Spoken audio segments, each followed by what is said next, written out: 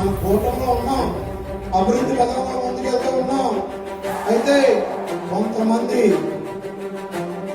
కూటమిని విచ్ఛిన్నం చేయాలని ఆలోచనతో ముందుకెళ్తూ ఉన్నారు. ఎవరు ఎన్ని చేసినా రాష్ట్రంలో చంద్రబాబు నాయుడు గారు, పవన్ కళ్యాణ్ గారు కలిసే ప్రయోగం చేస్తారు.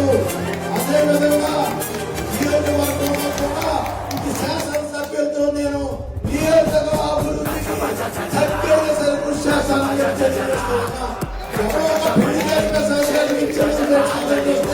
తగ్గేదేమీ లేదు.